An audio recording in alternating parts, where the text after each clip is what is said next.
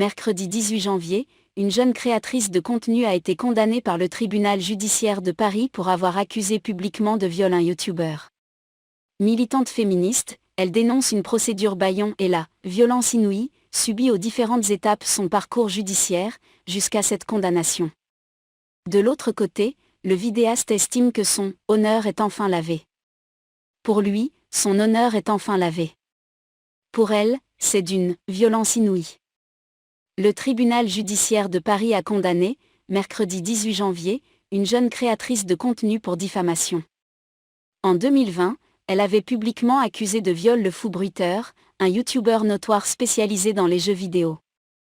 Willowclass, de son pseudo en ligne, a écopé d'une amende de 500 € avec sursis. Elle devra également verser 5 000 € de dommages et intérêts, ainsi que 2 000 € pour rembourser les frais de justice de la partie adverse. Une décision judiciaire accueillie avec soulagement par l'un, qui estime que justice a été rendue face à une accusation infondée. Tandis que la défense dénonce une inversion des rôles. Une affaire dans le sillage de #BalanceTonYouTuber. Voilà plusieurs années que le monde de YouTube est secoué par des accusations de violences sexistes et sexuelles à l'encontre de vidéastes populaires. Dernier séisme en date, l'enquête préliminaire pour viol et corruption de mineurs déclenchée à l'encontre de Norman Tavo, un des poids lourds du milieu. En août 2018, son nom avait été cité dans la vague #BalanceTonYouTuber à la suite d'un tweet de Lucas Auchard, alias Skizzy. Le youtubeur numéro 1 en France avait accusé certains de ses confrères de profiter de la vulnérabilité psychologique de jeunes abonnés pour obtenir des rapports sexuels, sans donner de nom. Certains s'en étaient chargés à sa place par la suite, notamment à travers une enquête du Parisien, basée sur plusieurs témoignages. Le Fou Bruiteur avait commenté à l'époque l'article « Ça me fait de la peine pour les personnes innocentes, psychologiquement ça doit être horrible. N'accusez pas si vous n'avez pas de preuves réelles, un screen bidon au Photoshop, ça se fait ultra facilement. » Finalement, peu d'accusations avaient donné lieu à des poursuites judiciaires. Une accusation publique de viol. Dans l'affaire qui débute 2 ans plus tard, en 2020, et qui oppose le Fou Bruiteur, 24 ans, à Willowclass, 21 ans, la justice a bien pris le relais des réseaux sociaux. Le premier est alors un créateur de contenu en vue parmi les streamers, ces personnes qui diffusent en direct leurs activités afin d'échanger et d'interagir avec des spectateurs qui partagent la même passion. Dans son cas, il s'agit de jeux vidéo, Fortnite le plus souvent. Avec ses punk clean et sa coiffe grotesque, il fait de plus en plus d'émules. Sa chaîne YouTube est déjà suivie par plus de 850 000 abonnés et ses vidéos totalisent des dizaines de millions de vues. Suffisant pour en faire son activité professionnelle. Une carrière qui va s'arrêter net le 3 mars 2020, lorsqu'il est accusé de viol sur Twitter par Willowclass, une autre streameuse de moindre envergure, mais qui a également acquis une certaine notoriété en ligne. Dans une série de tweets, elle décrit un rapport non consenti avec le youtubeur datant de plusieurs mois, alors qu'ils étaient en couple. Lui nie en bloc. Il livre sa propre version des faits sur ce même réseau social et annonce porter plainte pour diffamation. La polémique enflamme un milieu à la fois gigantesque par son audience et minuscule par le nombre restreint de vidéastes qui ont percé. L'un est victime de harcèlement de la part de la communauté de l'autre, et vice-versa. Abandonné par ses partenaires commerciaux, le Fou Bruiteur lâche progressivement la rampe. Tout comme Willowclass. Chacun finit par renoncer à la production de vidéos sur YouTube et Twitch, les 2 principales plateformes de diffusion qu'ils utilisaient. Des aveux qui n'en sont pas pour la justice. Presque 3 ans plus tard, les 2 protagonistes s'affrontent à nouveau par déclaration interposée, toujours sur Twitter. Le tribunal a retenu qu'elle a porté atteinte à mon honneur, que son accusation sur Twitter était de mauvaise foi, et qu'elle n'était nullement étayée, a déclaré le vidéaste dans un communiqué publié au lendemain du délibéré, qui reconnaît en première instance la diffamation à son encontre. Mon honneur est enfin lavé, a-t-il souligné jeudi 19 janvier. Willowclass a aussi réagi publiquement le jour même du jugement, j'ai porté plainte pour viol il y a 3 ans. J'ai inclus ses aveux. Aucune nouvelle depuis. Il a porté plainte pour diffamation. Je lui dois 7 000 €. Et je me vois obligé de me taire. Une défense qui a rencontré un écho important. La publication a été vue près de 3 millions de fois et a été relayée par Caroline de Haas notamment, militante féministe, qui estime que « la justice française protège les violeurs ». La condamnation de Willow Klaas a choqué beaucoup d'internautes, notamment par la présence dans le dossier de la défense de messages qui correspondraient à des « aveux ». Des messages que nous avons pu consulter et dans lesquels le fou bruiteur s'exprime, alors que la jeune femme vient de lui signifier qu'elle estimait avoir subi un viol de sa part, sans employer de termes précis. « C'est clairement du viol ce que tu m'as dit, je me sens giga mal, j'ai surtout honte », écrit-il. Mais ces propos ne peuvent pas être perçus comme des aveux selon Maître Simon, avocat du youtubeur. Elle estime qu'il y a un échange de textos qui sont des aveux, ce sont en réalité les premiers messages qu'elle envoie au sujet de cette relation sexuelle. Mais à aucun moment, il ne fait des aveux, il livre seulement son ressenti au moment d'apprendre ces graves accusations. Le tribunal a finalement tranché en faveur du fou bruiteur, il n'en ressort pas que la partie civile a reconnu avoir commis les faits reprochés mais, au contraire, qu'il découvre la manière dont sa partenaire a analysé et ressenti leur rapport, a-t-il souligné dans sa décision. Un parcours judiciaire douloureux. Pour Marie Polygone, qui défend Willow Klaas, cette condamnation en diffamation résulte aussi des négligences de l'institution policière et judiciaire. Dans l'instruction de la plainte pour diffamation, dont les lacunes auraient pesé sur l'interprétation du tribunal.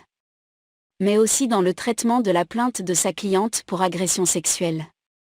Selon son récit, la jeune femme avait souhaité déposer plainte bien plus tôt mais elle n'a pas reçu l'accueil espéré au commissariat. Déjà victime de violences commises par son précédent compagnon, elle comptait déposer plainte contre les deux en même temps, mais les agents n'en auraient accepté qu'une seule. La policière m'a demandé de revenir une prochaine fois pour la deuxième plainte et de rapporter des preuves.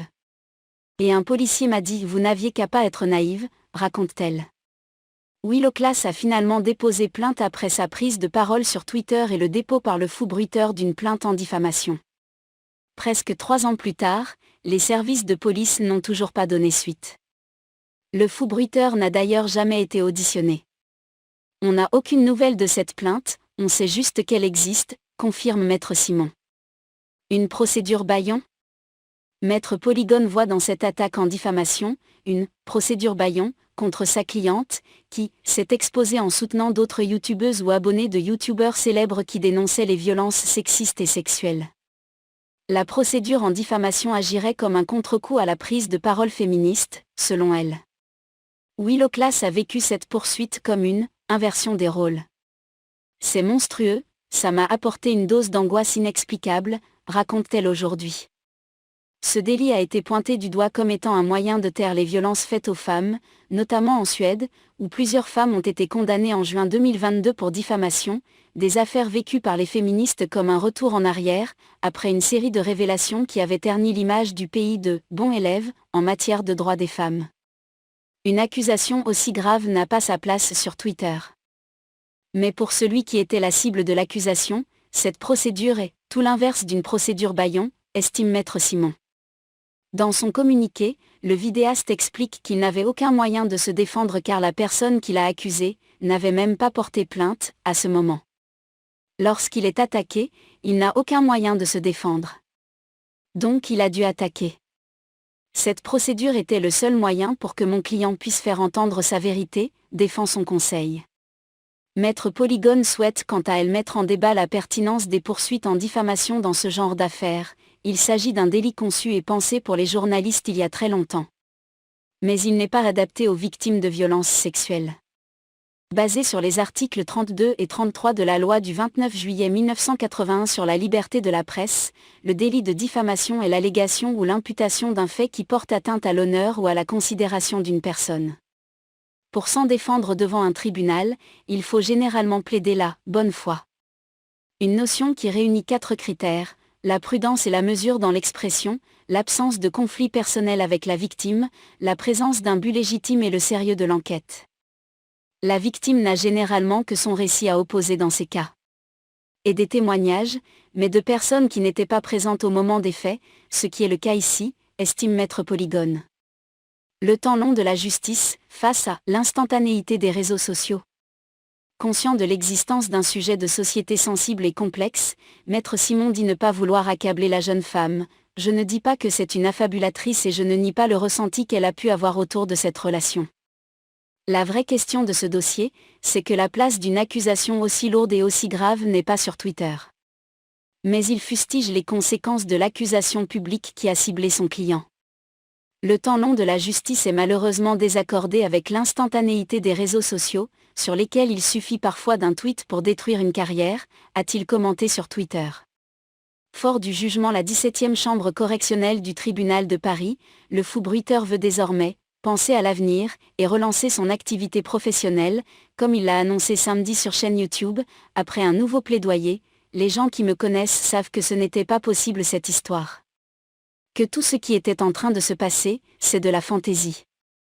Un appel et une plainte avec constitution de partie civile. Si le youtubeur espère tourner la page, l'affaire est loin d'être close. Après avoir écrit au procureur, et sans réponse de sa part depuis 3 mois, Willow Class déposera une nouvelle plainte pour agression sexuelle avec constitution de partie civile comme lui permet la loi, ce qui entraînera automatiquement l'ouverture d'une information judiciaire. Un appel pour la condamnation en diffamation sera également formé dans les prochains jours, dans l'espoir pour la défense d'une conclusion similaire à l'affaire qui avait donné le coup d'envoi du mouvement #BalanceTonPort, dont était justement issu #BalanceTonYouTuber. En 2017, la journaliste Sandra Muller avait dénoncé sur Twitter le harcèlement sexuel qu'elle aurait subi de la part d'Éric Brion, ancien patron de la chaîne Equidia.